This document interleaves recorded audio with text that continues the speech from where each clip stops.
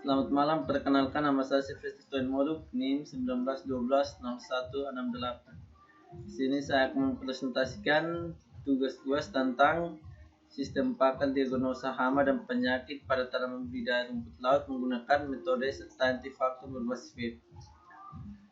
Baik, langsung saja saya akan mempresentasikan bab 1.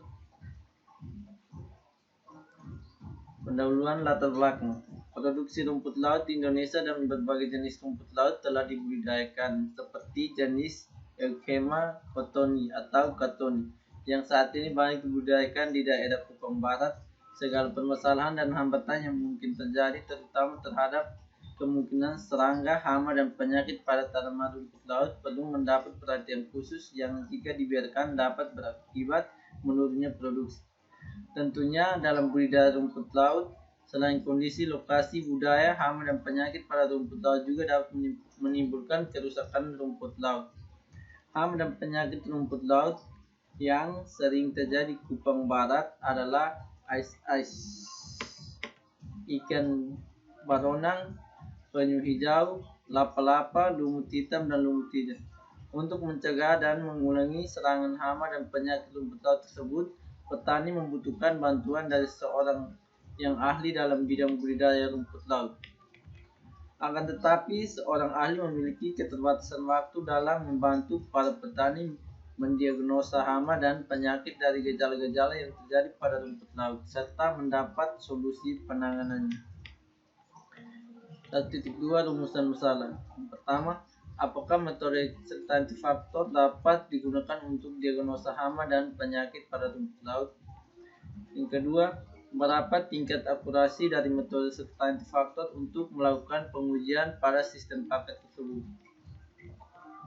1.3 Tujuan masalah. Yang pertama, mengimplementasi metode scientific faktor agar dapat digunakan untuk mendiagnosa hama dan penyakit pada rumput laut. Yang kedua, mengetahui tingkat akurasi metode scientific faktor dalam mengimplementasi sistem pakan diagnosa hama dan penyakit pada rumput laut. 1.4 Manfaat penelitian. Yang pertama, memberikan kemudahan kepada para pengguna atau pemelihara untuk mendiagnosis penyakit yang diderita oleh anjing peliharaannya berdasarkan gejala yang tampak.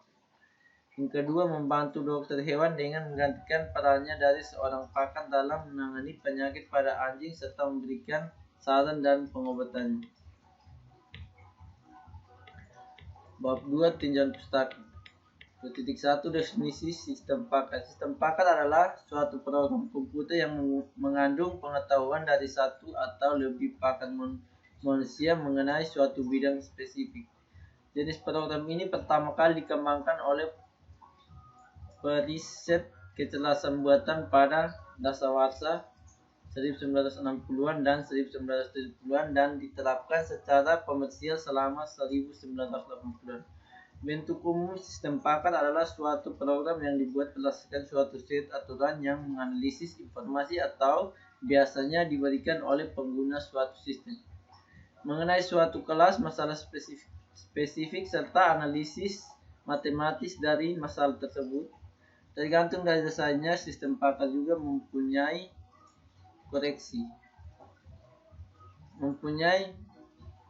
atau merekomendasikan suatu rangkaian tindakan pengguna untuk dapat menerapkan koreksi. Sistem ini memanfaatkan kapabilitas penalaran untuk mencapai suatu kesimpulan. Tujuan sistem pakar adalah mentransfer kepakaran seorang pakar ke komputer, kemudian melanjutkan dari komputer ke orang lain yang bukan pakar. 2.2 Metode scientific faktor. Metode scientific faktor atau CF diusulkan oleh Thorlife dan Buchan pada tahun 1975 untuk mengakomodasi ketidakpastian pemikiran atau inexact reasoning seorang pakar, misalnya dokter, seringkali tidak pasti dalam menganalisis suatu informasi yang ada dengan cara mengungkapkan atau mungkin, kemungkinan besar, hampir pasti.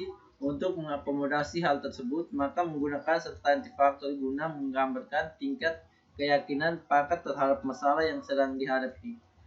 Adapun kelemahan dan kelebihan dari metode substantif faktor. Yang pertama, kelebihan substantif faktor. 1. Teori perhitungan ini diterapkan dalam sistem faktor yang mengandung ketidakpastian sangat cocok, misal dalam mendiagnosa penyakit. Kedua, perhitungan dalam sekali proses hanya dapat mengolah 2 data saja, sehingga keakuratan data dapat terjaga. B. Kekurangan metode substantif faktor. Yang pertama, dalam pemodelan ketidakpastian yang menggunakan perhitungan metode substantif faktor biasanya masih diperdebatkan keakuratannya. Yang kedua, untuk data lebih dari 2 buah maka dilakukan beberapa kali pengolahan data. Untuk berikutnya saya berikan kepada teman saya.